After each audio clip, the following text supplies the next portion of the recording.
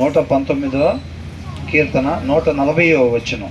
నీ మాట మిక్కిలి స్వచ్ఛమైనది, అది నీ సేవకునికి ప్రియమైనది అని అన్నాడు. దేవుని మాట ఎలాంటిదంట? మిక్కిలి స్వచ్ఛమైనది అని అంటున్నాడు. అవునా? కీర్తనకారుడు అంటున్నాడు. మనకు కూడా అలాగే అనిపిస్తుందా? ఇంగ్లీష్లో ఏమైనా ఉంది అక్కడ? Your promises have been thoroughly tested. పరిపూర్ణంగా పూర్తిగా పరీక్షించాడంట. అర్థమవుతుందండి? పూర్తిగా పరీక్షించి and your servant loves them అని అంటున్నాడు. ఆయన మాట అంటేనంట, ఈయన కీర్తనకారుడికి ఎలాంటిదంట? ఎంతో ప్రియమైనది అని అంటున్నాడు. అంతకన్నా ఇంకొకటి లేదు అని. పోయినసారి అనుకున్నాం కదా, వెండి బంగారముల కంటే నీ మాట నాకు ప్రియమైనది అని అంటున్నాడు. బంగారం ఈ లోకంలో సమస్తం కన్నా విలువైంది కాబట్టి దాంతో పోల్చారు. దానికన్నా నీ మాట విలువైనది అని అంటే, ఈ లోకంలో ఉన్న సమస్తం కంటే నీ మాట విలువైనది, అది నాకు ప్రియమైనది అని అంటున్నాడు. ఇక్కడ కీర్తనకారుడు అంటా ఉన్నాడు, మనం ఏంటంటే మనం ఎప్పుడు అనుకునేదే వాక్యం అనే స్ట్రైట్ లైన్ని దేవుడు మన ముందర ఉంచుతూ ఉన్నాడు. ఆయన కృపను బట్టి, ఆయన ప్రేమను బట్టి మనం ఎక్కడెక్కడైతే సరి చేసుకోవాలో అక్కడెక్కడ దాన్ని మనం సరి చేసుకునేవారుగా ఉండాలి. కీర్తనకారుడు దేవుని యొక్క మాటకు తన జీవితంలో ఇస్తున్న ప్రాధాన్యత అర్థమవుతుందండి. నన్ను సృష్టించిన సృష్టికర్త నాకు ఏ ఆజ్ఞ ఇస్తే ఆ ఆజ్ఞ కొరకు ఎదురు చూస్తూ ఉంటాడంట. లెఫ్ట్ అంటే లెఫ్ట్కి తిరగాలి, ఆయన్ని సంతోషపెట్టాలి. తర్వాత రైట్ అంటే రైట్కి తిరగాలి, ఆయన ఆజ్ఞ కొరకు అంటే ఎదురు చూస్తూ ఉంటాడంట. ఇప్పుడు చాలామంది ఇప్పుడు కుక్కలకి ఇట్లా బిస్కెట్ వేయటానికి ఇలా పట్టుకుంటారు. అది ఎలా చూస్తూ ఉంటుంది? అలాగా చూస్తూ ఉంటుంది. ఇలా వేసామనుకో కింద పడినిచ్చిద్దా? గాల్లోనే పట్టుకునేది. మనం ఆయన ఆజ్ఞ కొరకు, ఆయన కృపను బట్టి మనకిచ్చిన క్షణం ఆయన ఆజ్ఞను నెరవేర్చటానికి, నీతిగా న్యాయంగా మాత్రమే ఉండి ఆయన్ని సంతోషపెట్టడానికి, మన సృష్టికర్తని సంతోషపెట్టడానికి. అంతకన్నా వేరే పని ఉందా సృష్టికి? ఆయన కృపను బట్టి ఒక క్షణం మనకి ఇచ్చాడంటే, ప్రభు ఏం చెప్తావు అని చెప్పి కుక్క బిస్కెట్ కోసం ఎలా చూసిద్దో మనం దాని కొరకంట ఎదురు చూస్తూ ఉండాలంట. ఆయన నోట్లో నుంచి ఒక మాట ఇలా రాగానే దాన్ని నెరవేర్చి మన సృష్టికర్తని సంతోషపెట్టేవారుగా ఉండాలి. అవునా? అట్లాగా ఆయన కృపను బట్టి మనకి ఎన్ని క్షణాలు ఇస్తే అన్ని క్షణాలు మనం అదే రీతిగా ఆయన్ని మహిమపరిచి మన జీవితాలను ముగించేవారుగా ఉండాలి. అది అంతవరకు నమ్మకంగా ఉన్నటువంటి, అంతవరకు రక్షణని కాపాడుకొని ఉన్నటువంటి. ఆ దినాన్ని ఏమైంది? అవేం చేసింది? లెఫ్ట్ అనగానే రైట్కి తిరిగి అవమానపరిచింది. అవునా కదా? ఆయన ఆజ్ఞ మనం గైకొన్నప్పుడు ఆయన మహింపరచబడుతున్నాడు అని అంటే, మనం ఆయన ఆజ్ఞ గైకొనపోయినప్పుడు ఏం చేసినట్టు? ఆయన్ని అవమానించినట్టు, తిరుగుబాటు చేసినట్టు. అవునా కదా? అట్లా చేసినట్టు. కాబట్టి కీర్తనకారుడు ఏమంటున్నాడు? నీ మాట మిక్కిలి స్వచ్ఛమైనది. మనకు కూడా అలాగే కనపడుతుందా?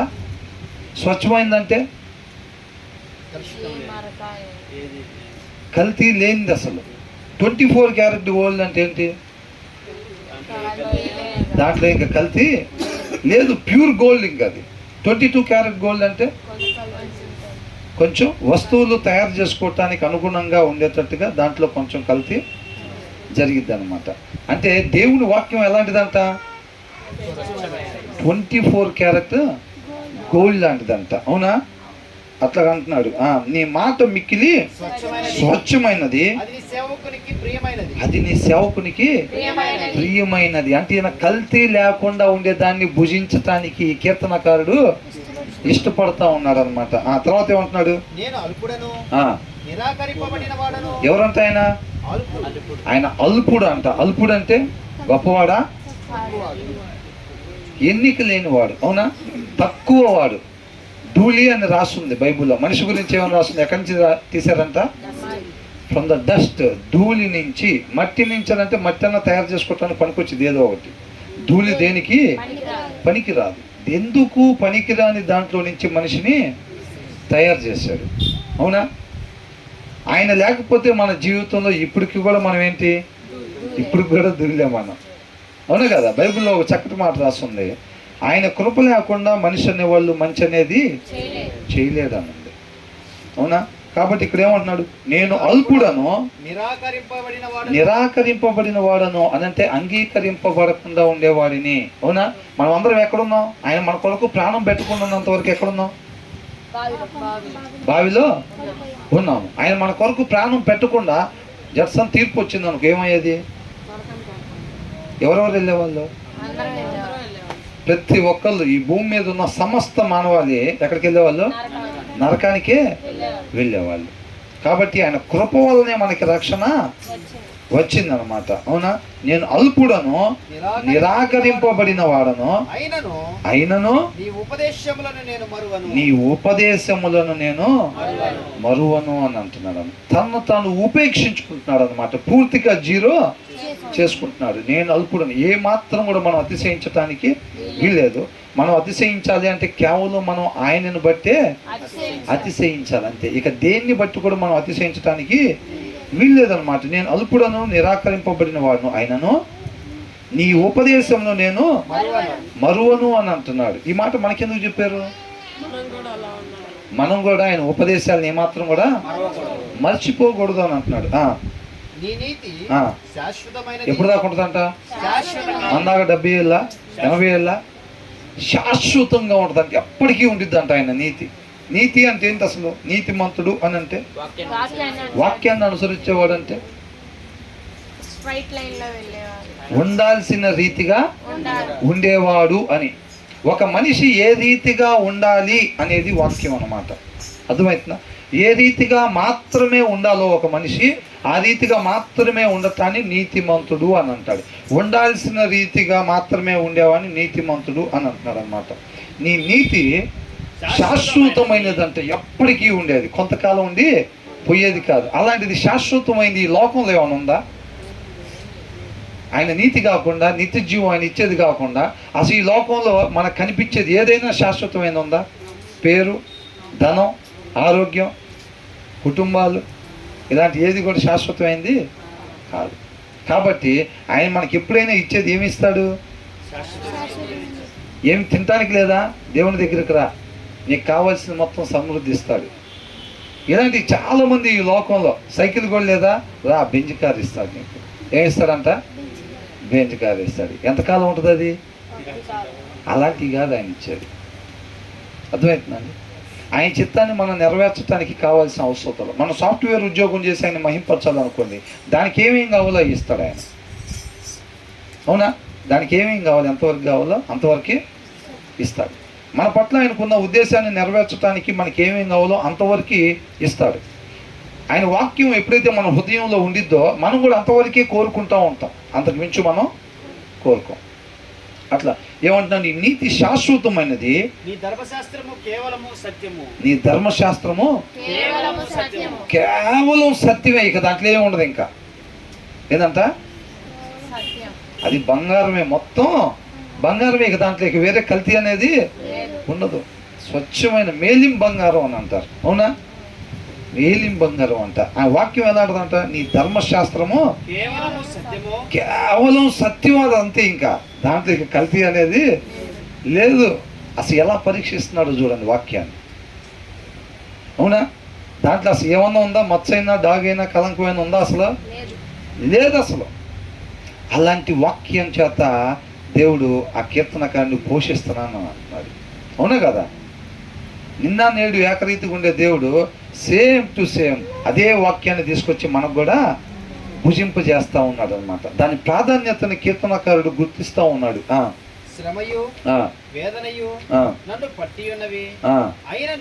జనరల్గా ఇంకా అది ఏం పట్టినాయి అంట? శ్రమయు. తీర్మానం తీసుకోగానే ఇమ్మీడియట్గా మనకు వచ్చే శాల్వాలు, బొకేలు అయ్యాగా ఏంటి? శ్రమ, వేదన. ఒక విశ్వాసి తీర్మానం తీసుకోగానే, అంటే కాంప్రమైజ్ అయిపోయే భక్తుడిగా ఉండాలంటే ఏం రావు మన దగ్గరికి. అవునా? పేరుకి క్రైస్తవులుగా చలామణి అయిపోవాలి, విశ్వాసులుగా చలామణి అయిపోవాలి జనాల దృష్టిలో అంటే ఏం మన దగ్గరికి రావులే. కానీ దేవుడి దృష్టిలో మనం అట్లా ఉండాలి అని అంటే మన ప్రాణాలు మన అరచేతుల్లో పెట్టుకొని ఉండాలంతే ప్రతి క్షణం. అలా ఉంటుంది ఒక విశ్వాసి జీవితం. అవునా? అలా ఉండాలన్నమాట. తర్వాత ఇక్కడ ఏమంటున్నాడు? శ్రమయు వేదనయు నన్ను పట్టి ఉన్నవి, అయినను నీ ఆజ్ఞలు నాకు సంతోషము కలుగజేయుచున్నాయి. ఎంతమంది జీవితాల్లో అలాంటి అనుభవం ఉంది? శ్రమ వేదనలో కూడా ఎవరెవరు వెళ్తున్నాం మనం? ఒకసారి చేయొద్దని అంటే ఏదో కోరుకొని పైన పోయే విమానం అది కొనుక్కోవాలనుకొని అది కొనుక్కోలేకపోతే అది శ్రమగా భావించుకోబాకండి. ఆశ్రమలు కాదు, మనం ఉండాల్సిన రీతిగా ఉంటా కూడా మనకి శ్రమలు ఎదురవుతూ ఉంటాయి. చూసారా? శ్రమలు వేదనలు నన్ను పట్టి ఉన్నవి, అయినను నీ ఆజ్ఞలు నాకు సంతోషము కలుగు చేస్తూ ఉన్నారంట. ఆయన వాక్యం సంతోషంగా. కొరడా దెబ్బలు కొడుతుంటే వీళ్ళు ఎలాగున్నారు? బయటికి నొప్పి, లోపలికి మహానందంగా దాన్ని ఎంచుకుంటాం. గొప్ప భాగ్యం ఒక దెబ్బ పడటం అంటే. అవునా? ఆయన కృపను బట్టి నన్ను ఎన్నుకున్నాడు, దాని కొరకని అనుకున్నారు వాళ్ళు అలాగే దేవునితో అంటూ కట్టబడి ఉన్నారనమాట. గొప్ప భాగ్యంగా ఎంచుకున్నారు వాళ్ళు. ప్రతి క్షణం దేవుడి నామాన్ని అలాగా మహింపరిచి, యేసుక్రీస్తు వారు కూడా అలాగే కదా జీవించింది.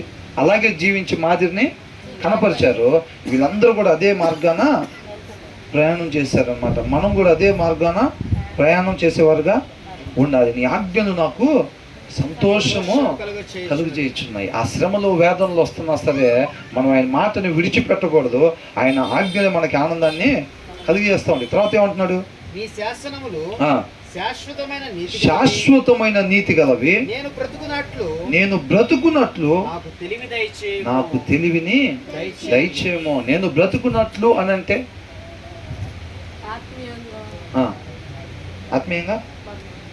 ఆత్మీయంగా బ్రతుకుతాం, నిత్యము జీవించుండటం అన్నమాట. నేను బ్రతుకున్నట్లు అంటే ఇప్పుడు బ్రతుకుతున్నాంగా, అదేనా? అది కాదు. శాశ్వతంగా తండ్రితో పాటు యుగ యుగాలు బ్రతికుండేటట్టు ఆ తెలివిని దయచేయమన్నాడు. కొంతమందికి తెలివి ఉంటుంది, అది ఎక్కడికి తీసుకెళ్ళింది ఆ తెలివి? చావు తెలివితేటలు అంటారు. చూసావా? చావు తెలివితేటలు చూపెట్టు బాకరా అని అంటారు. అది కూడా వాడు నన్ను మోసం చేద్దాం అనుకుంటున్నాడు, వాడికి అంత అవకాశం ఇస్తానా? ముందు మనమే మోసం చేస్తాం. ఆ తెలివితేటలు ఏం తెలివితేటలు? వాళ్ళు అనుకుంటారు నేను మహావు తెలియగలవాడిని కాదు, నన్ను మోసం చేద్దామని చూశాడు వాడు. చూసావా? వాడికే గతి పట్టించానా అని అంటారు. వాక్యం ఏం చెప్తుంది?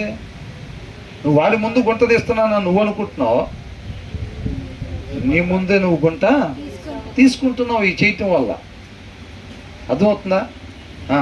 వాడిని నువ్వు మోసం చేస్తున్నాను అనుకుంటున్నావు, వాడిని కాదు నువ్వు మోసం చేస్తుంది, నిన్ను నువ్వే మోసం చేసుకుంటున్నావు అని అంటుంది. అవునా? ఇక్కడ అందుకని ఏమంటున్నాడు? నేను బ్రతుకున్నట్లు ఆ తెలివిని దయచేయము. అవునా?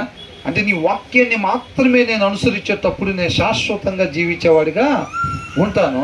కాబట్టి నీ వాక్యాన్ని మాత్రమే అనుసరింపజేసే తెలివిని నాకు దయచేయి ప్రభు అని వేడుకుంటున్నాడు అనమాట. ఈ లోక సంబంధంగా ఏదో సంపాదించడానికి ఆ తెలివితేటలు, నాకు వ్యాపారం బాగా చేసే తెలివితేటలను దయచేయమని అడగట్లేదు. అలాంటి తెలివి కాదంట.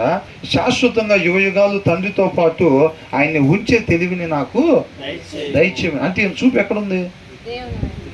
అబ్రహాం చూపు ఉన్నట్టుగా పునాదులు కలిగిన ఆ పట్టణం వైపు కీర్తనకారుడు చూపు ఉంది. మనకెందుకు చెప్తున్నారు ఈ విషయం? నీ చూపు కూడా అటే ఉందా అని అడుగుతున్నాడు.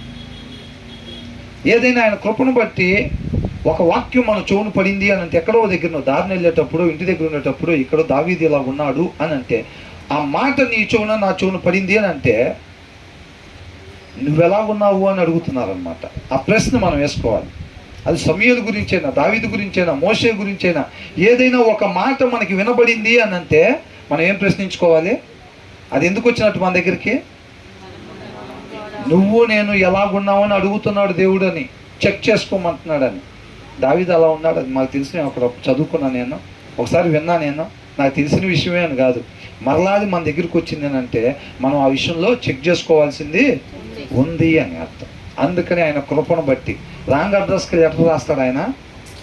మనం రాస్తామేమో, ఆయన రాయుడు. ఈ ఈ చుక్క, ఈ నీటి చుక్క ఎక్కడో పడాల్సింది అనుకుంటా, ఆయన అక్కడ వేద్దాం అనుకున్నాడు, అది గాలికి ఇటు పడినట్టుకుంది. అలాగేస్తాడా? అది ఎక్కడ పడాలో అక్కడనే అది పడిద్దంతే. అవి మనలాగా ఆజ్ఞ తప్పేయి కాదు. పండు తినొద్దంటే తినేసేస్తాయి, అవి ఏడబడంటే అక్కడ పడతాయి. అలాగా పడవు అన్నమాట. తర్వాత ఏమంటున్నాడు? యెహోవా ఎలా మొరపెడుతున్నాడంట? కేవలం పెదాల పై నుంచా ఆవులు ఇచ్చుకుంటా మొరపెడుతున్నాడంట. నిద్రపోయేది ఎప్పుడు? చాలా మంది చేసేది అదేగా. అయ్యో మర్చిపోయినా, వాక్యం చదువుకోలేదుగా. మంచం మీద అడిగేసేటప్పుడు గుర్తొచ్చింది. 11ంటికి రాత్రిపూట ఇక మంచం ఎక్కేటప్పుడు గుర్తొచ్చింది, మర్చిపోయినా, ప్రార్థన చేసుకోలేదుగా, వాక్యం చదువుకోలేదుగా అని చెప్పి మామ అన్నట్టుగా ఏం చేస్తాం? అప్పుడు టక్ మన మంచం మీద వేసే కాలు ఏం చేస్తాం? కింద వేసి ఎమ్మటే రెండో ఆకం అప్పు చెప్పినట్టుగా మనకు ఆల్రెడీ నోటెడ్ ప్రార్థన ఒకటి ఉంటుంది, ఫ్లోలో దర దర దర దర మనం వెళ్ళిపోయేది. అందుకే మన జనరల్ ప్రార్థనలు ఎక్కువగా ఉంటా ఉంటాయి. ఏం చేస్తూ ఉంటాం? జనరల్ ప్రార్థన అడిగి పెట్టుకుంటాం. ఎప్పటికప్పుడు హృదయపూర్వకంగా ప్రభువా తండ్రి అని చెప్పి ఇక్కడి నుంచి దాన్ని పెనవేసుకుని ఆయన ఆత్మతో పెనవేసుకోవాలి అని అంటే సమయం పట్టింది. కాబట్టి అంత సమయం మనం కేటాయించలేం. కాబట్టి ఎమ్మట ఏం చేస్తాం? రోజు చేసే ప్రార్థన స్టార్ట్ చేసేసి కరెక్ట్గా 7 సెకండ్ల ప్రార్థనని ముగించేస్తాం, అయిపోవాలి ప్రార్థన. నేను ఇవాళ కూడా చేసుకున్నా, ప్రాబ్లం లేదు. ఒకవేళ ఇవాళ నైట్ వచ్చినా సరే, రేపు మార్నింగ్ లేచే లోపలే రాకడ వచ్చినా సరే మనం ఎత్తబడతాం. ఎవరిని మోసం చేసాం? అది అవునా కదా? ఈయన ఎలా చేస్తాడంట? యెహోవా హృదయపూర్వకముగా నేను మొరపెట్టుచున్నాను, నీ కట్టడలను నేను గైకొనున్నట్లు నాకు ఉత్తరమేమో. ఏమని చేస్తున్నాడో చూడండి ప్రార్థన. హృదయపూర్వకంగా ఈయన చేసే ప్రార్థన అంతా, ప్రభువా నీ వాక్యాన్ని మాత్రమే నేను అనుసరించేటట్టుగా నాకు ఉత్తరం ఇవ్వు అని అంటున్నాడు, నాకు ఆన్సర్ ఇవ్వు అని అంటున్నాడు. ఈయన కోరుకున్నది ఏమంటున్నాడా? ప్రభా నేను ఒక విషయం నీ పాదాలు చెంత పెడుతున్నాను, ఆయన రేపు అక్కడికి వెళ్దాం అనుకుంటున్నా. ఈయన ఆల్రెడీ ఎస్ చెబితే బాగుండని హృదయంలో ఉరుగుతూ ఉంటాడు. ఏంటంట?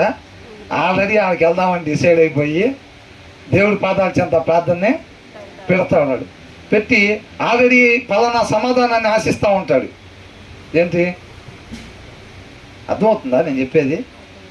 ఈయన ఆల్రెడీ వెళ్దామని డిసైడ్ అయిపోయి అదే సమాధానంగా నాకు ఇవ్వు ప్రభువా, నేను నిన్ను అడగాలి, నువ్వు నాకు ఇస్తే నేను వెళ్ళాలనేది ఒకటి నియమం ఉంది కదా మనకి, ఫార్మాలిటీ. అట్లా చేసుకుందాం. నేనైతే వెళ్దామని డిసైడ్ అయిపోయాను, నీ పాదాలు చెంత వచ్చుతున్నా, నువ్వు కూడా ఎస్ అనేదే నాకు చెప్పు. నో అని నువ్వు చెప్పబాకు. నో అంటే బాధపడతా. మధ్యాహ్నం వాక్యం చదవను, వచ్చేవారం చర్చికి రాను, తెలుసుగా నా సంగతి. భర్త మీద నేను అడిగితేనే కనీసం 3 వారాలు ఉండిద్ది. చూస్తున్నావుగా నువ్వు. ఎందుకని? నాకు ఇష్టం లేనిది చేస్తే.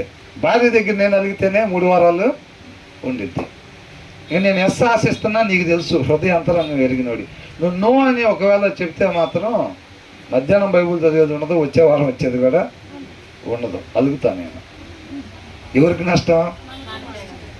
ఏమంటున్నాడు కీర్తనకారుడు? ఏమంటున్నాడు?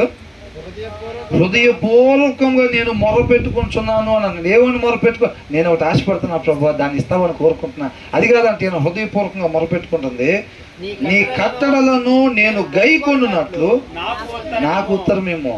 నీ కట్టడలను మాత్రమే నేను గైకొనాలి అని అంటే నాకేం జరగాలో, అది ఎస్ అవ్వాలో నో అవ్వాలో. అర్థమవుతుందా? నీ వాక్యానుసారంగా మాత్రమే నేను ఉండాలని అంటే నాకు ఏది జరగాలో దాన్ని నాకు జవాబుగా దయచేయమని అడుగుతా ఉన్నాడు. అర్థమవుతుందండి? ఎంతమందికి అర్థమైంది ఈ విషయం నేను చెప్పింది? ఏమర్థమైంది?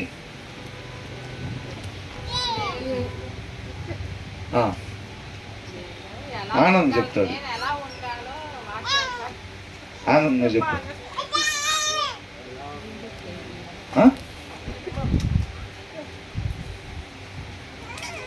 ఫస్ట్ బెంచ్లో కూర్చుంటే ప్రోగ్రెస్ రిపోర్ట్లో ఫస్ట్ ర్యాంక్ వేసేస్తారా?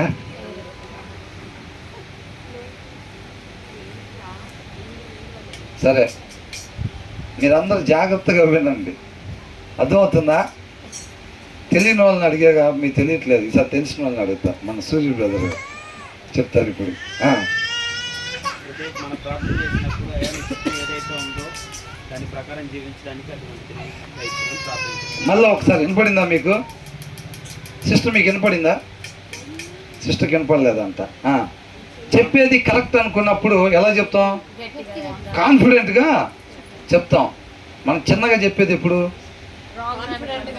ఇది కరెక్ట్ కదా మనకు తెలియదు, అయినా ఒక రాయి ఇసిరుదాం అనుకునేటప్పుడు ఎలా చెప్తాం? చిన్నగా చెప్తాం. అట్లాగా మనం ప్రార్థన చేసినప్పుడు, ఆయనకి మొరపెట్టినప్పుడు మన ప్రవర్తన అన్ని ఆయనకి అనుకూలంగా వాక్యానుసారంగా ఉందో లేదా అని దాన్ని బట్టి ప్రార్థించాలి. అది ఏంటంట? ఈ క్షణం నాకు ఇచ్చావు కదా ప్రభా, దాన్ని ఏ రీతిగా ఉపయోగించుట నీకు ఇష్టమై ఉందో, నీకు ఆలోచన అయి ఉందో ఆ రీతిగా మాత్రమే నేను ఉపయోగించేటట్టుగా నాకు జవాబు దయచేయి అని అంటున్నాడు. అంటే ఒకవేళ అలాగా నీకు ఉండాలి, నా వాక్యానుసారంగా మాత్రమే ఉండాలి అని అంటే నీకు ఒక కన్ను పోవాలి బాబు అని అనుకున్నాడు అనుకో దేవుడు. ఏమంటున్నాడు కీర్తనకారుడు? అయితే నాకు ఆ కన్నుని తీసేయి, ఆ పోయేటట్టుగా చెయ్యి, నాకు అలాంటి జవాబుని దయచేయి. దాని రిజల్ట్ ఎలా ఉండాలంట? నేను నీ వాక్యానుసారంగా మాత్రమే నేను జీవించాలి, దానికి నాకు ఎట్లాంటి సమాధానం కావాలో అలాంటి సమాధానాన్ని నాకు దయచేయని అంటున్నాడు. అంటే నేను అర్థం అవటం కోసం అట్లా చెప్పానండి. దేవుడు అట్లా కళ్ళు తీసేసేవాడు, కాళ్ళు తీసేసేవాడు కాదు.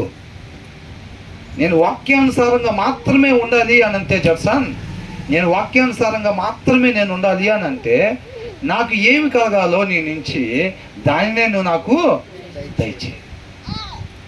నేను వాక్యం అనే లైన్ మీదే దానికి నాకు ఏది ఉండకూడదో దాన్ని నా నుంచి తీసివేయి, నాకు వద్దు, ఇవ్వద్దని అంటాను. కీర్తనకారుడు కూడా ఒక ప్రార్థన చేశాడు. ఏమని చేశాడు? నిన్ను మర్చిపోయేది నాకు ఇది కూడా ఇవ్వద్దు అని అంటున్నాడు. అవునా? నీ చిత్తానుసారంగా మాత్రమే నేను ఉండటానికి నాకు ఏది అవసరమో అంతవరకు నాకు దయచేయి, నీ నుంచి దూరం చేసేది ఏది కూడా నాకు ఇవ్వద్దని వేడుకుంటా ఉన్నాడు. అలాంటి కోరుకోకుండా తన హృదయాన్ని ఉంచమని చెప్తా ఉన్నాడు. అందుకనే అంటున్నాడు, యెహోవా హృదయపూర్వకంగా నేను మొరపెట్టుచున్నాను, నీ కట్టడలను నేను గైకొనున్నట్లు నాకు ఉత్తరమేమో అని అంటున్నాడు. నేను నీకు మొరపెట్టుచున్నాను, నీ శాసనముల చొప్పున ఏంటంట అంటే నీ వాక్య ప్రకారంగా మాత్రమే నేను నడుచుకునేటట్టుగా నన్ను రక్షింపము అన్నాడు. ఎలా రక్షించమంటున్నాడు? సిలువ మీద ఫస్ట్ దొంగలాగా ఇదంతా ఎందుకయ్యా, నిన్ను నువ్వు కాపాడుకొని మమ్మల్ని కాపాడితే మేము వెళ్ళి ఇప్పుడు దాకా ఎట్లా జీవించామో అట్లాగా మిగతా దొంగతనాలు చేసుకుంటాం, మిగతా జీవితాన్ని కొనసాగిస్తామని అంటున్నాడా? అలాంటి రక్షణ కోరుకుంటున్నాడా కీర్తనకారుడు? ఎలాంటి రక్షణ అంట? సిలువ మీద రెండో దొంగలాగా రక్షించమంటున్నాడు. అవునా? సిలువ మీద రెండో దొంగ ఎలాంటి రక్షణ కోరుకున్నాడు? నన్ను ఎందుకొరకు సృష్టించావో అందుకొరకు మాత్రమే ఇక మీదట నేను జీవించాలనుకుంటున్నాను అని అంటున్నాడు.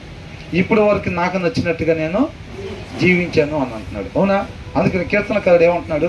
నేను నీకు మొరపెట్టుచున్నాను, నీ శాసనములో చొప్పున నేను నడుచుకున్నట్లు నన్ను రక్షింపుము, ఆ రీతిగా నన్ను రక్షించు ప్రభు అంటున్నాడు. ఎందుకని ఈయనకు రక్షణ కావాలంటున్నాడు? రక్షిస్తే ఏం చేస్తాడంట? ఆయన శాసనముల చొప్పున నడుచుకోవాలి. ఆయన కృపను బట్టి ఒక క్షణం ఇస్తే నువ్వేం చెప్తున్నావు అది చేయటానికే. ఆ క్షణం నాకు కావాల్సింది. అవునా? ఇక నేనేమి చేసేది లేదు, ఇక నువ్వేమి చేయాల్సింది లేదు అని అనుకున్నప్పుడు ఇక నాకు ఆ క్షణం అవసరం లేదు అని అనుకుంటున్నాడు. అంతేనా కాదా? మనం బ్రతుకుండాలి అని అంటే దేని కొరకంట? ఆయన ముందుగా ఇష్టపడిన సత్క్రియలు ఏవైతే మన ద్వారా చెయ్యాలని ఆయన ఇష్టపడుతూ ఉన్నాడో ఆ సత్క్రియలు చేసి ఆయన నామాన్ని మహిమపరచటానికి, మన పట్ల ఆయన ఇష్టాన్ని జరిగించి ఆయన నామాన్ని మాత్రమే మహిమపరిచే దానికోసమే మనం బ్రతికుండాలి తప్ప వేరే దాని కొరకు మనం బ్రతికుండాల్సిన అవసరం లేదు. ఆ బ్రతికి మనకి అవసరం లేదంతే. అంతేనా? మరి మనం ఇవాళ ఆయన కృపను బట్టి సజీవులుగా ఉన్నాము అని అంటే అర్థం ఏంటి?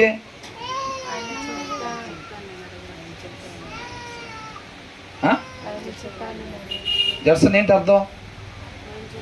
ఆయన కృపను బట్టి మనం ఇంకా సజీవులుగా ఉన్నాము అంటే అర్థం ఏంటి? ఏంటి అర్థం?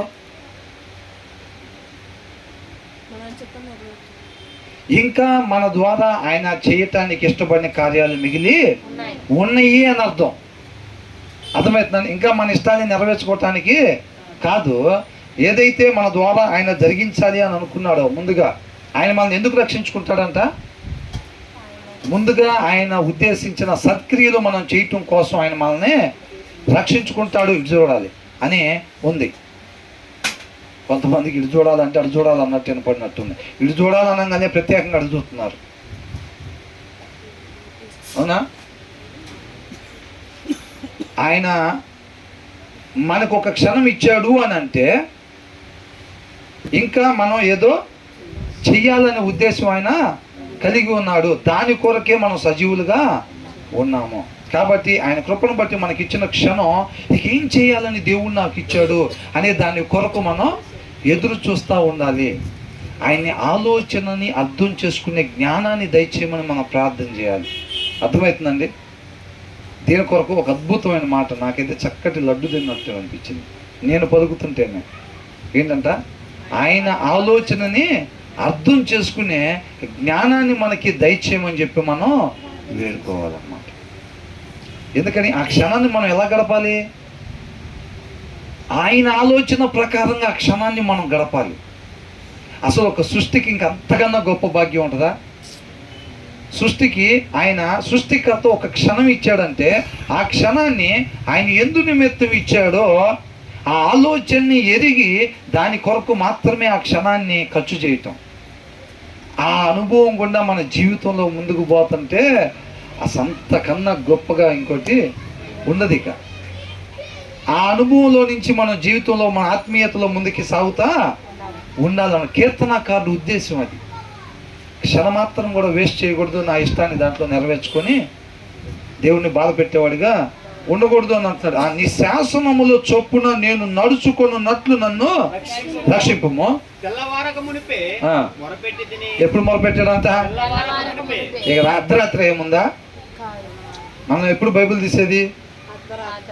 మెయిన్ పనులన్నీ ముందు చేసుకొని ఏంటో మెయిన్ పనులు, ఆ పనికి మన పళ్ళు తోవుకోవటం ఒకటి, బాకీ పని గంటలు తోవుకోవటం ఒకటి, ఈ మిగతా అన్నీ మెయిన్ పనులు మనకి.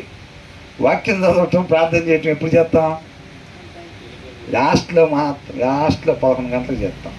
అవునా? ఆ పనులు చేయకూడదని నేను అంటలేదు, కాకపోతే వాటికి తగిన సమయం ఉంది. వాటికన్నా ముఖ్యమైన దాన్ని మనం ముందు చెయ్యాలని అంటున్నాడు. ఈయన ఎప్పుడు చేస్తాడంట? తెల్లవారక మునిపే మొరపెట్టి. మనకెందుకు చెప్తున్నారు? జర్సన్ మనకెందుకు చెప్తున్నాడంట?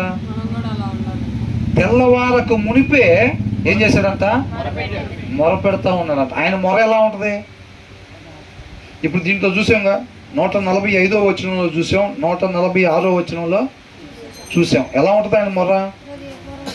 నీ వాక్య ప్రకారంగా మాత్రమే నేను ఉండాలి అని అంటే నాకు ఏమి నీ నుంచి రావాలో దాన్నే నాకు జవాబుగా దయచేయి అని అంటున్నాడు. నువ్వు ఎలా చేస్తే నేను నీ వాక్య ప్రకారంగా మాత్రమే ఉంటానో నువ్వు నన్ను అలాగే ట్రీట్ చేయి అని అంటున్నాడు. నన్ను అలాగే డీల్ చేయి అని అంటున్నాడు. అర్థమవుతుందా? నాకు అది నొప్పి కలిగిద్దా, నాకు ఇష్టమా లేకపోతే లేదా, ఇవన్నీ కాదు. నేను మాత్రం నీ వాక్య ప్రకారంగా మాత్రమే నేను ఉండాలి. దానికి నాకు ఏం అవసరమో, అది నాకు మెప్పు అవసరమో లేకపోతే పనిష్మెంట్ అవసరమో, ఏది అవసరమో దానినే నాకు దయచేయమని అలాంటి ప్రార్థనలు కీర్తనకారుడు చేస్తాడు. ఆల్రెడీ ఇష్టపడిపోయి దాన్ని తీసుకొచ్చి దేవుడి దగ్గర పెట్టి జవాబులు ఏనే రాసేసుకొని నాకు దేవుడు ఇచ్చినట్టున్నాడు అని చెప్పి తీసుకొని దాని ప్రకారంగా ముందుకి వెళ్ళిపోయేవాడిగా లేడు అనమాట. తెల్లవారక మునిపే మొరపెట్టి తిని దేని మీద ఆశ పెట్టుకున్నాడంట?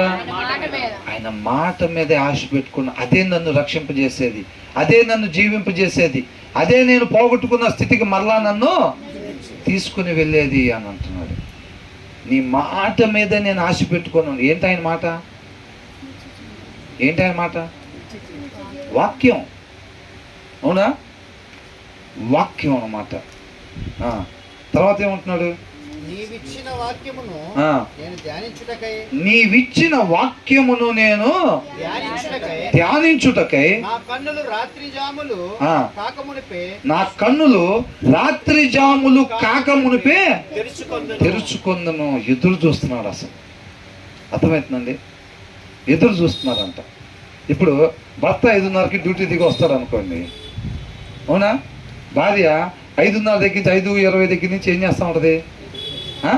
కొద్దిగా పక్కింటి వాళ్ళు తలుపు సౌండ్ అయినా, గేట్ సౌండ్ అయినా ఏమనుకుంటారు? అది మన గేట్ సౌండ్ అయినా అనుకుంటా, ఈయన వచ్చాడేమో, ఈయనంతా ఈయన వచ్చాడేమో అని చెప్పి ఆయన వచ్చిందాక ఎదురు చూస్తూ ఉంటారు. అవునా కదా? అట్లాగంట కీర్తనకారుడు ఏం చేస్తాడంట? నీవిచ్చిన వాక్యమును నేను ధ్యానించుటకై, అంటే వాక్యాన్ని చదవటానికంట నా కన్నులు, అంటే రాత్రి జాములు అంటే తెల్లారకు ముందే, చీకటిగా ఉండే గడియలు ముగియక ముందే, అంటే తెల్లారే 3 గంటలకి 4 గంటలకి ఆ టైంకేనంట ఏం చేస్తానంట? నా కన్నులు రాత్రి జాములు కాక మునిపే తెరుచుకొందును. అంటే రాత్రి పడుకునేటప్పుడు ఎట్లుంటాడు? అసలు ఎప్పుడెప్పుడు ఇంకా చీకటి అవ్వక ముందే, తెల్లారక ముందే తీసి ఆయన వాక్యాన్ని, ఆత్మీయ ఆహారాన్ని భుజిస్తామా అని చెప్పి ఎలాగైతే ఎదురు చూస్తూ ఉంటాం, అర్థమవుతుందండి? అలాగే ఎదురు చూస్తూ ఉంటాడంట. రాత్రిపూట పడుకునేటప్పుడు కాదంట. ఇప్పుడు డే స్టార్టింగ్ ఎలా ఉండాలంట? డే స్టార్టింగ్ ఆయన వాక్యాన్ని చదివి బలపడాలి ఆత్మ. ఆ బలం కలిగిన ఆత్మతో ఈ రోజు నేను ఎదుర్కొనాలి, ఈ రోజు నేను జీవించాలి. బలం కలిగిన ఆత్మ, అవునా? ఆ రోజు మొత్తం కూడా ఎలా జీవించింది? ఎన్ని బాణాలు అపవాది వేసినా కానీ మన శరీరం ఎంత మనం ప్రేరేపించినా ఏదైనా సరే ఆ బలం కలిగిన ఆత్మ ఏం చేసింది? ఓడిపోయిద్దా జయించిద్దా? జయించిద్ది, జయాన్ని పొందుకునింది. ఆ దినం, ఆ రోజుని ఎలా ముగించిద్ది? ఆత్మ విజయంతో ముగించిద్ది అనమాట. అవునా? విజయంతో ముగించిద్ది అనమాట. అలాగే ఆయన ప్రతి దినం అంట, ఆయన జీవితంలో ప్రతి దినం కూడా 3-4 ఇంటికే లెగిసి ఆత్మని ఏం చేస్తాడంట?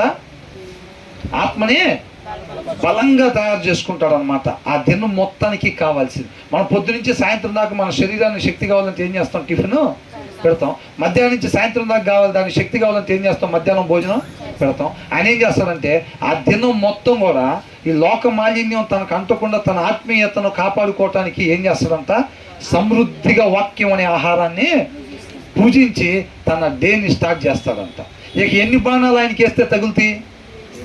ఎన్ని బాణాలు అపవాది ఎంత ట్రై చేసుకున్నా సరే ఏమీ కాదంతే. రాత్రి దాకా సరిపడా భోజనం నేను ఆత్మకి సిద్ధపాటు చేశా అని అంటాడు. అవునా కదా? అలాగుంటున్నాడు కీర్తనాకారుడు. చూడండి తన దినాన్ని ఎలా గడుపుదామని ఇష్టపడుతున్నాడు. మనం ఏందో రాత్రి వీడియోలు చూసినప్పుడు మటన్ తెచ్చుకోవాలని అనుకున్నాడు. పొద్దునే 9 షాపు దిగని వెళ్ళిపోవాలి. ఏందో మనసు లాగుతుంది. ఎట్లా అవుతుందంట? లాగుతుంది. అలా నా దినాలని రాత్రే పడుకొని అనుకుంటా. తెల్లారి షాపులు దిగని వెళ్ళిపోయి తెచ్చుకోవటమే నల్లకవరం. అవునా? తెచ్చి తిన్నదాకా మనకి మనశ్శాంతి ఉన్నదని. కీర్తనాకారుడికి ఎప్పుడంటే మనశ్శాంతి? అవునా? డే ఎండింగ్, డే స్టార్టింగ్ అట్లాగా తన ఆత్మను బలపరుచుకున్నంత ఆ దినం యుద్ధ పోరాటమే కదా. మనం ప్రతి దినం పోరాటం మనకి. కాబట్టి ఆత్మని బలంగా కళ్ళు తెరుచుకోగానే 3 గంటలకి 4 గంటలకి చీకటితో లెగిసి ఆత్మకు బలమైన ఆహారం పెట్టి ఈ శరీరంతో లోకంతో యుద్ధం చేసి ఆ దినాన్ని దేవుడికి ఒక ఇంపైన సువాసనగా అర్పిస్తాడంట ప్రతిరోజు కూడా కీర్తనకారుడు. అవునా? ఆ దినం ఎండింగ్ రిపోర్టింగ్ ఎలాగిస్తాడంట దేవుడికి? ప్రభువా, నీ కృపను బట్టి నాకు ఇచ్చిన ఈ దినం ఇదిగో ఇంపైన సువాసనగా, ఆత్మని విజయంగా జయోత్సాహంగా గడిపి దాన్ని ఒక ధూపంగా దేవుడికి అర్పిస్తాడంట. చక్కగా పడుకుంటాడు. మళ్ళీ ఎదురు చూస్తూ ఉంటాడంట. మళ్ళీ నెక్స్ట్ రోజు పోరాటం. ఆయన కృపను బట్టి నెక్స్ట్ రోజు మళ్ళీ నాకు ఇవ్వటం, దాంట్లో జయించి ఆయనకి మళ్ళీ ఒక ఇంపైన సువాసనగా ఆయనకి అర్పించటం, అది ఒక అలవాటుగా జీవిత విధానంగా కొనసాగించడానికి కీర్తనకారుడు ఇష్టపడతా ఉన్నాడు అన్నమాట. మనకెందుకు చెప్తున్నారు? మనం కూడా అలాగున్నాం. ఎలాగలా ఈ జీవితం గడిపాము 4 రాళ్ళు వెనకేసి. నిన్న మన కాడ 30,000 ఉన్నాయి, ఇవాళ ఎట్టాగట్ట ఒక 10,000 దానికి జమ చేసాం. అదేనా? అట్లా కాదంట. ఆత్మని బలంగా పెట్టి ఆయన విలువైన దాన్ని కాపాడుకుంటున్నాడు. మనం ఏం చేస్తాం? బంగారం డబ్బులు లాకర్లో పెట్టి దాని తాళం తీసుకొచ్చి తలకింద పెట్టుకుంటాం. అవునా? ఇంట్లో విలువైంది అది కాబట్టి ఆయన విలువైన దాన్ని కాపాడుకుంటున్నాడు. ఏంటది? ఆత్మీయత. ఆత్మీయత విలువైంది. నాకు తెలిసి కీర్తనకారుడి ఇంటికి మనం వెళ్తే డబ్బులు గిబ్బులు ఏర్పడతారు బలిసి ఉంటాం. ఒకవేళ ఉంటే కనుక ఉంటే మన ఇంట్లో బట్టలు లేకపోతే అవి ఇవి వస్తువులు పెట్టుంటాయి కదా, అట్లా పెట్టుంటాం. అవి పెద్ద లాకర్లో దాచిపెట్టలేము. కానీ లాకర్ తీసి చూస్తే ఏముంటాయి? ఆత్మీయత. అవునా? ఆత్మీయత విలువైంది, దాన్ని కాపాడుకుంటున్నాడు. పొద్దున వేకుజామునే లెగిసంట దాన్ని అప్పటికి అపవాది బాణాలు వేయక ముందే దాన్ని ఏం చేస్తారంట? బలంగా తయారు చేసి పెట్టి ఆ రోజు మొత్తం అంట తన శరీరాన్ని లోకాన్ని జయించి ఆ దేవుడు ఇచ్చిన దాన్ని ఆయన నామానికి మహిమకరం. దేవుడు మనకి ఏది ఇచ్చినా అది ఎలాగ ఉపయోగించాలి? దేవుడు మనకు ఒక ఇల్లు ఇచ్చిన, ఒక క్షణం ఇచ్చిన, ఆయన ఆరోగ్యం ఇచ్చిన, మనకి పిల్లల్ని ఇచ్చిన, ఏది ఇచ్చినా సరే దేవుడు అది ఆయన నామానికి మహిమకరంగా మనం ఉపయోగించాలన్నమాట. ఆ దినాన్ని దేవుడు మనకి ఇచ్చినప్పుడు ఎలాగలాగా దినం గడపటం కాదు, అది ఆయన నామానికి మహిమకరంగా ఇవ్వటం. ఒకవేళ ఈయన పడుకున్నాడు, అవునా, నెక్స్ట్ డే దేవుడు ఇవ్వలేదు అనుకోండి, చాలామంది ఏమైంది నిద్రలో పొద్దున్న ఇవ్వలేదండి ఆయన లేపుతుంటే. ఏంటంట? ఆయన ఇస్తే నా పని ఇది. ఏంటి? నేను 3 గంటలకు లెగిసాను అని అంటే నా ఆత్మని బలపరుచుకోవటం, ఈ దినము నేను నా ఆత్మీయతంగా ఏదైతే ఆయన సత్క్రియలు చేయాలని ఇష్టపడ్డాడో వాటిని చేసి నా ఆత్మీయత కాపాడుకొని ఆయనకి ఇంపైన సువాసనగా అర్పించటం, మళ్ళీ నేను పడుకోవటం, మళ్ళీ నెక్స్ట్ డే ఆయన కృపను బట్టి నాకు ఇచ్చాడు అని అంటే మళ్ళీ అదే పని. ఇక ఆయన ఇవ్వలేదు ఇక చాలు అని అంటే ఆయనకే మహిమ. ఆయన ఇష్టపడి ఇస్తే ఇక ఎంతకాలం బతుకుతానో, ఎంతకాలం ఇంటి పక్కన వాళ్ళు పోతే వీళ్ళకి భయం. మొన్న ఆయన పోయాడు 10వ ఇంటి ఆయన, నిన్న 3వ ఇంటి ఆయన పోయాడు, నెక్స్ట్ నేనే ఎట్లంట నెక్స్ట్ మనమేననుకుంటా అనే భయం కొంతమందికి. నేను చిన్నప్పుడు మా నాన్న డ్యూటీకి వెళ్ళేవాడైతే మా ఇంట్లో మా అమ్మ మా నాన్న మాట్లాడుకుంటున్నారు, మా నాన్న కుర్చీలో కూర్చొని ఉన్నాడు. ఏంటి అప్పుడు ఏం మాట్లాడుకుంటున్నారంటే నేను ఆ మంచం మీద కూర్చొని ఉన్నా. మా నాన్న వయసులో ఉన్న వాళ్ళందరూ ఆ 10 రోజుల్లో ఒక 3 చనిపోయారు. 3 చనిపోగానే మా నాన్న అట్లా కూర్చొని ఉన్నాడు. మా అమ్మ అంటుంది, ఏంటి నీ తోటి వయసు వాళ్ళు అందరూ వెళ్ళిపోయేసరికి కొద్దిగా దిగులు పడుతున్నావా ఏంది, దిగులు పడుతున్నావా ఏంది అని అంటే ఆ భయం. నెక్స్ట్ మనమేనేమో, నెక్స్ట్ కాకపోతే ఆ పై వచ్చే నెక్స్ట్ అయినా మనం అయి ఉండొచ్చు అని ఒక భయం. అవునా? కీర్తనకారుడికి ఆ భయం ఉందా? నీ కృపను బట్టి నా పట్ల నీకు ఇంకా ఏదైనా సత్క్రియలు చేయాలన్న ఉద్దేశం ఉంటే గనక ఆయన నాకు ఇంకొక దినం ఇస్తాడు. ఆ దినం నేను చేయాల్సిన పని అది. ఇక ఆయన ఇక చాలు అనుకున్నాడు అని అంటే నాకు అంతవరకే చాలు ఇంకా అని అనుకుంటున్నాడు. అర్థమవుతుందండి? మన జీవితంలో మనం ఎట్లా ముందుకు వెళ్తున్నాం? మనం కూడా అంతే వెళ్తున్నామా? లేదా పిల్లలకు 4 రాళ్ళు వెనకేసి మనం వెళ్ళేటప్పుడు ఏలియా ఎలీషాకి చెప్పినట్టుగా, అరే నాన్న అక్కడ స్థలం ఇక్కడ పొలం జాగ్రత్త, నేను 4 ఇచ్చా, మా నాన్న 2 ఇచ్చాడు నాకు, నీకు 4 ఇచ్చా, నువ్వు మీ అబ్బాయికి ఎన్ని ఇవ్వాలి? 8. మామూలుగా అంతేనా? అక్కడ కలుసుకుందాం అందరం. ఎక్కడ? వీళ్ళు అనుకునే ప్లేస్ ఎక్కడ? వీళ్ళు అనుకున్నట్టు అందరూ కలుసుకుంటారు, కానీ వీళ్ళు అనుకునే ప్లేస్లో కలుసుకోరు. అవునా? అది కాబట్టి ఇక్కడ ఏమంటున్నాడు? నీవిచ్చిన వాక్యమును నేను ధ్యానించుటకై నా కన్నులు రాత్రి జాములు కాక మునిపే తెలుసుకొందును. దేనికోసం అంట? ఆయన కృపను బట్టి నా మొరను ఆలకింపు. ఎప్పుడైనా మనం ప్రార్థన అట్లాగే చేయాలి. ఎందుకోసమని? ఎలాగంట? మనకి ఎమ్మటే హిజ్కియా అంటారా? హిజ్కియా, నీ సన్నిధిలో నా దినాలు నేను ఎట్లా గడిపానో నీకు తెలుసు కదా, జ్ఞాపకం చేసుకొని మేము కూడా అట్లా మొన్న ఆయనకి ఇడ్లీ ఇప్పించా, ఏమో 10 రూపాయలు ఇచ్చా కదా అడుక్కునేకి, వాటన్నిటిని జ్ఞాపకం చేసుకొని అయ్యానా మన ప్రార్థనగా అయ్యి అసలు మనం ఆయన ముందు తీసుకొచ్చి పెట్టేమంట అవన్నీ ఎలా ఉంటాయంట, మురికి గొడ్డులాగా ఉంటాయి అంట. అవునా? అవి తీసుకొచ్చి కాదు, దేవుడి దగ్గరికి ఎప్పుడైనా అప్రోచ్ ఎలా ఉండాలంటే, నీ కృపను బట్టి నా మొర్ర ఆలకింపుము యెహోవా, నీ వాక్య విధులను బట్టి నన్ను బ్రతికింపుము. ఎన్నోదండి 149 పేజీలు ఏమన్నాడు? Here my voice in accordance with your love అని అంటాడు. ఈ కృపను బట్టి ఆలకించమన్నాడు. ప్రిజర్వ్ మై లైఫ్, నా జీవితాన్ని భద్రపరచుము lord according to your laws అని అంటున్నాడు. దేవుడు మనకు ఒక వాగ్దానం ఇచ్చాడు. ఏంటంటే అది నిత్య జీవాన్ని ఇస్తానని వాగ్దానం చేసావు కదా ప్రభా, ఆ వాగ్దానాన్ని బట్టి నా జీవితాన్ని భద్రపరచు అని అంటున్నాడు. అంతేనా? నశించిపోకుండా నా జీవితాన్ని ఏం చేయమంటున్నాడు? భద్రపరచుము అని అంటున్నాడు. ఆ తర్వాత ఏమంటున్నాడు? దుష్కార్యములు చేయువారును నా యొద్దకు సమీపించుతున్నారు. యెహోవా, నీవు సమీపముగా ఉన్నావు, నీ ఆజ్ఞలన్నీ సత్యమైనవి. అంటే ఉండాల్సిన రీతిగా మాత్రమే ఉండటానికి అవే నీ మాటలే అన్నమాట ఆధారం. నీవు నిత్యములుగా స్థిరపరిచితివని,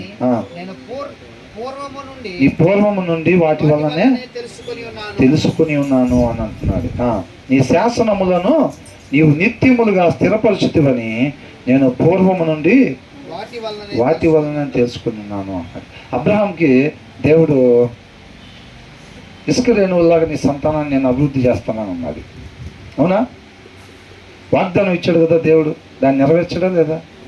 అబ్రహాం చూశాడు దాన్ని? అబ్రహాము చూడలేదు.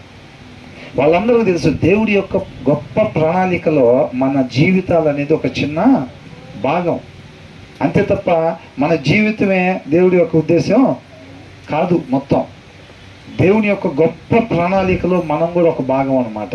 అర్థమవుతుందండి? ఆయన మనకి ఏ పని అయితే అప్పగిచ్చాడో ఆ పనిని చక్కగా మనం నెరవేర్చి ఆయన నామాన్ని మహింపరిచేవారుగా ఉండాలన్నమాట. దేవునికి మహిమ కలుగును గాక. దీన్ని ఇంటికి వెళ్ళిన తర్వాత మళ్ళీ ఒకసారి ధ్యానించుకోండి కంటిన్యూగా. మనం వచ్చేటప్పుడు ఎలా రావాలి? నెక్స్ట్